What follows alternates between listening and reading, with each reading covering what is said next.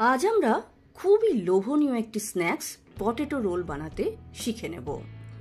খুবই সামান্য ঘরোয়া কিছু উপকরণ দিয়েই এই স্ন্যাক্সটি তৈরি করা যায় আর খেতে হয় অসাধারণ। নমস্কার বন্ধুরা, চ্যানেলে আপনাদের সকলকে স্বাগত। খুব সহজেই আমরা পটেটো রোল বাড়িতে কিভাবে বানিয়ে নেব চলুন সেটা ঝটপট দেখে নেওয়া যাক। তবে তার আগে অনুরোধ, যদি ভিডিওটি ভালো লাগে লাইক, শেয়ার এবং কমেন্ট করতে যেন ভুলবেন না। আর এরকম ভিডিও আরও পেতে চ্যানেলটিকে সাবস্ক্রাইব করে বেল বোতামটা যেন অবশ্যই প্রেস করে নেবেন। তাহলে চলুন আমরা এই স্ন্যাক্সটি বানাবার জন্য কি কি উপকরণ নেব সেটা দেখে নেওয়া যাক। তো প্রথমেই আমি এখানে চার কাপ ময়দা নিয়েছি।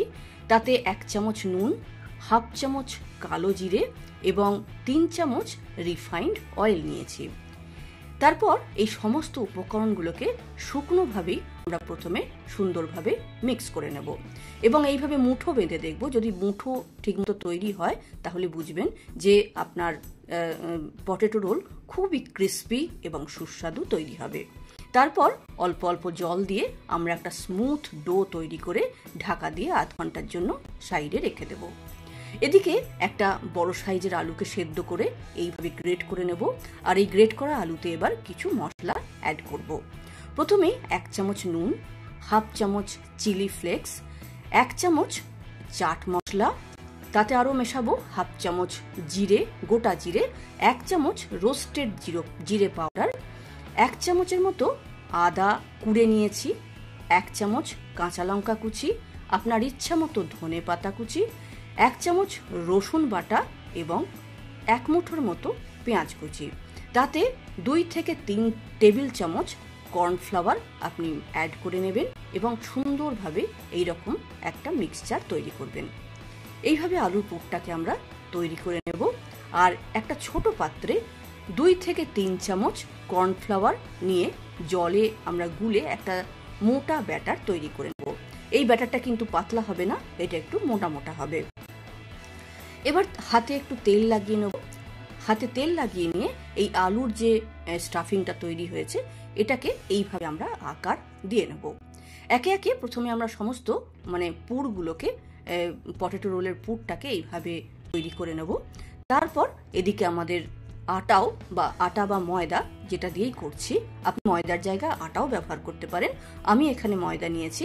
তো যাই হোক, এইভাবে আমরা লেচি কেটে মিডিয়াম সাইজের একটা লেচি কেটে নেব ময়দা বা আটা থেকে। তারপর সেটাকে এইভাবে বেলে একটা বড় সাইজের রুটি তৈরি করব।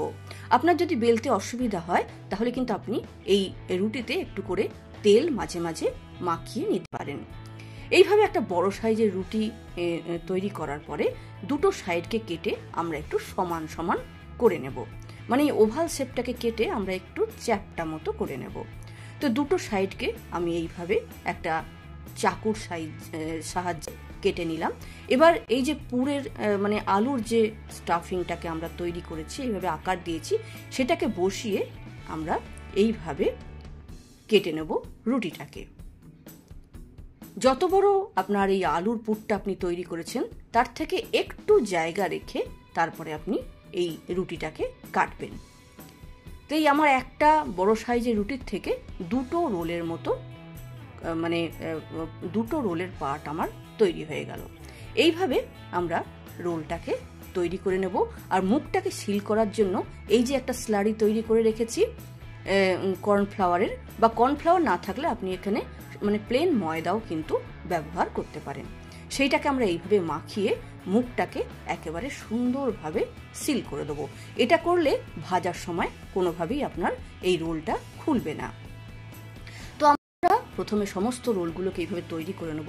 তারপরে হাই ফ্লেমে তেলকে খুব ভালো করে গরম করে নিয়ে ফ্লেমটাকে মিডিয়াম করব এবং সেই মিডিয়াম ফ্লেম রেখে আমরা একে একে রোলগুলোকে তেলে ছেড়ে দেব। প্রথমে এইভাবে ছেড়ে দেওয়ার পর একটু আমরা তেলটাকে ওপরে এইভাবে দেওয়ার চেষ্টা করব। তারপর একটা পিঠ যখন একটু শক্ত হয়ে আসবে তখন আমরা দ্বিতীয় পিঠে উল্টে দেব। কাঁচা অবস্থায় কিন্তু আমরা উল্টাপাল্টি করতে যাব না। তারপরে এইভাবে একটু এদিক ওদিক করে উল্টে নিয়ে যখন লাল লাল হবে তখন আমরা তেল থেকে এই রোলগুলোকে তুলে নেব। তাহলেই তৈরি হয়ে যাবে সুপার ক্রিস্পি এবং সুপার টেস্টি পটেটো রোল। বন্ধুরা, আপনারাও এইভাবে বাড়িতে অতি সহজেই কিন্তু বানিয়ে খেতে পারেন। বাজারে কিনতে গেলে অনেক দাম লাগে, বাড়িতে কিন্তু খুব সহজে, খুব সামান্য খরচে এই রোল তৈরি করে নেওয়া যায়। ভিডিওটি কেমন লাগলো অবশ্যই কমেন্ট বক্সে জানাবেন। আজ এতটাই, নমস্কার।